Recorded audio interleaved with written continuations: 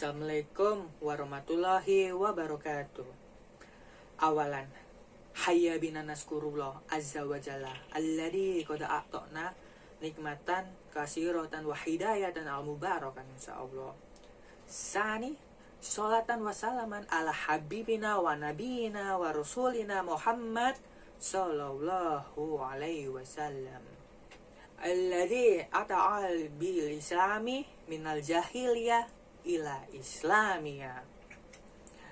Yang terhormat guru pembimbing saya dalam mata pelajaran pendidikan agama Islam, yaitu Bu Raudul Jannah MPD, dan yang terhormat teman-teman sekalian. Di sini saya akan membawakan kultum, yaitu yang bertema tentang tips ketika jatuh cinta. Alhamdulillah wassalatu wassalamu ala rasulullah. Yang namanya jatuh cinta pasti dialami oleh setiap orang manusia, karena manusia itu diberikan oleh Allah subhanahu wa ta'ala yang namanya cinta. Cinta kepada wanita, cinta kepada harta, cinta kepada jabatan, cinta kepada sesuatu, itu pasti. Allah Ta'ala berfirman dalam surat Al-Imran ayat 14 yang berbunyi, dihiarkan kepada manusia kecintaan kepada apa-apa yang diingini, yaitu wanita-wanita, anak-anak, harta yang banyak dari jenis emas, perak, kuda pilihan, binatang-binatang ternak, dan sawah ladang. Nah, saat kita dilanda jatuh cinta kepada sesuatu, apa yang harus kita lakukan? Ada beberapa poin yang harus diperhatikan saudaraku, supaya cinta tidak menjadi petaka dalam hidup kita. Yang pertama, tanyakan apa manfaatnya. Yang pertama, cinta sesuatu, mencintai tersebut, apa manfaatnya sih buat saya? Karena percuma apabila kita mencintai sesuatu yang ternyata tidak memberikan manfaat untuk hidup kita, apalagi manfaat untuk akhirat kita, tidak pula agama kita. Karena seorang mukmin itu berusaha untuk meninggalkan perkara yang tidak ada manfaatnya, bahkan dalam masalah cinta. Mencintai sesuatu yang tidak ada manfaatnya pun adalah perkara yang hendaknya kita berusaha untuk tinggalnya. Makanya Allah berfirman, Bismillahirrahmanirrahim, qad aflamal mu'minun alladzina hum fi sholatihim khashi'un walladzina hum 'anil lagwi mu'ridun. Yang artinya, sungguh beruntung orang yang beriman, yaitu orang yang khusyuk dalam sholatnya, orang yang berpaling pada perkara yang sia-sia. Surat Al-Mu'minun ayat 2. Rasulullah juga bersabda, min husni islamil mar'i tarkuhu malayani, yang artinya, di antara tanda kebaikan Islam seorang ditinggalkan perkara yang tidak ada manfaatnya.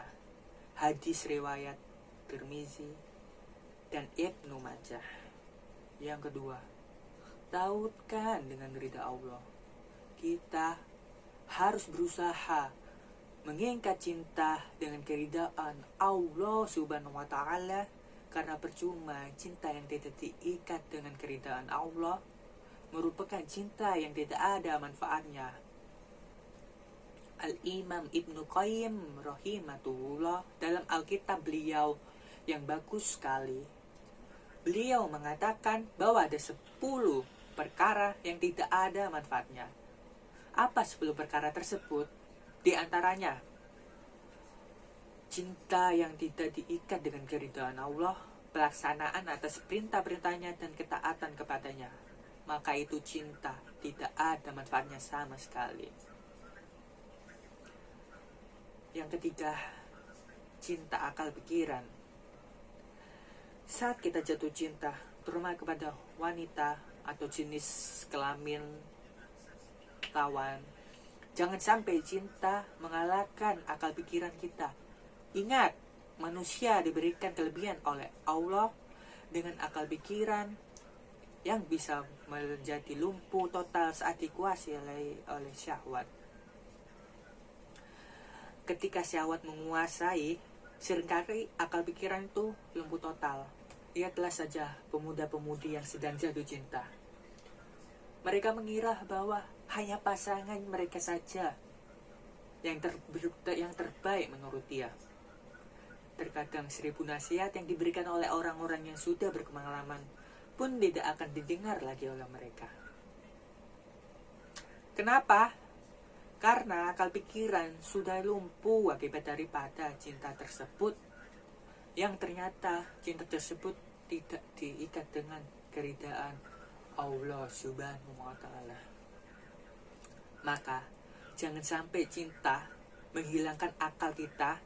Kita tetap harus berpikir secara jernih, secara akal sehat. Apakah cinta ini sesuatu yang diridhoi oleh Allah atau tidak? Keempat, kehilangan kesempatan berpikir. Kita senantiasa merenung saat saya jatuh cinta, saat kita jatuh cinta, kita sering ingat dia, ingat, mengagum dia, lupa, sampai lupa waktu. Itulah efek cinta. Bayangkan ketika kita mengingat dia, berapa banyak kesempatan yang hilang untuk berpikir kepada Allah? Berapa banyak? Jadi otak itu cuma cinta. Bahkan ada sepasang sejoli yang sudah sangat jatuh cinta, sampai dalam setiap keadaan selalu ingat pasangannya, seperti kucing. Bayangkan, akhirnya apa? Mengingat wanita atau lelaki yang bukan mahramnya saja itu sudah dosa. Padahal belum tentu jodoh di sisi kita untuk Allah dengan ridha Allah. Itu belum tentu baik. Maka subhanallah, coba kita merenung berapa banyak kalau begitu kesempatan kita untuk berzikir kepada Allah Subhanahu wa Ta'ala yang telah memberi kita nikmat, rahmat, kehidupan di dunia ini.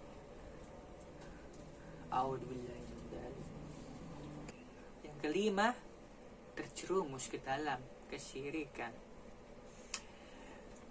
Yang lebih mengerikan lagi, dan ini adalah poin yang harus diperhatikan sekali, jangan sampai cinta itu berubah menjadi kesyirikan. Jangan sampai cinta itu menjerumus kita ke dalam api neraka. Bagaimana bisa? Bisa. Bukankah syirik yang pertama kali muncul di dunia ini adalah syirik cinta? Nah, di zaman Nabi Nuh, mereka sangat mencintai para wali.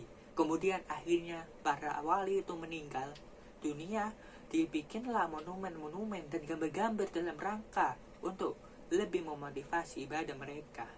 Tetapi suatu saat kemudian, lama-lama kemudian berubah menjadi penyembahan. Makanya kata para ulama, cinta bisa berubah menjadi ibadah ketika disertai dengan pengagungan kepada yang dicintai,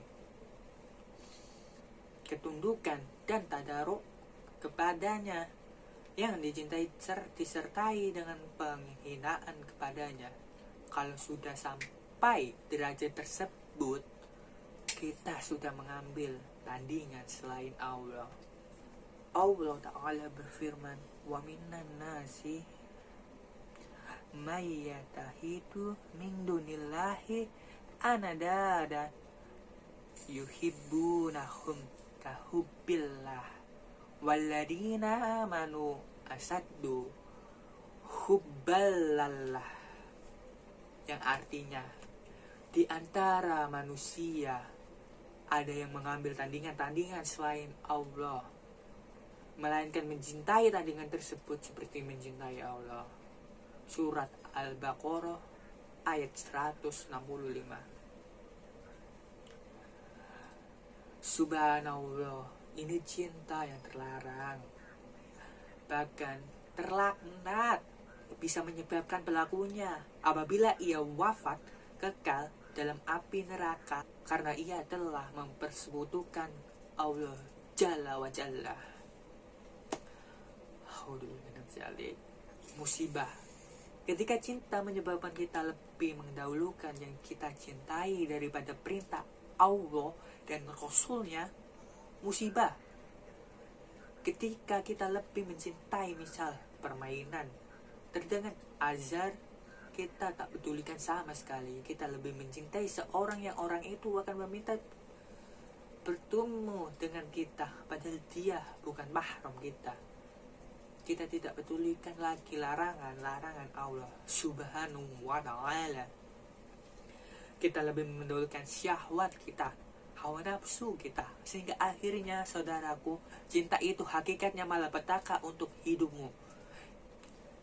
Nah, itulah tadi beberapa tips bagi Anda yang sedang jatuh cinta, yang telah saya jelaskan, yang telah saya rangkum untuk Anda, teman-temanku sekalian. Intinya kita itu jangan sampai cinta Anda menjadi malapetaka dalam kehidupan di dunia maupun di akhirat. Nauzubillah min dzalik. Mungkin sekian kultum saya pada materi kali ini. Kurang lebihnya mohon maaf. Syukron. Wassalamualaikum warahmatullahi wabarakatuh.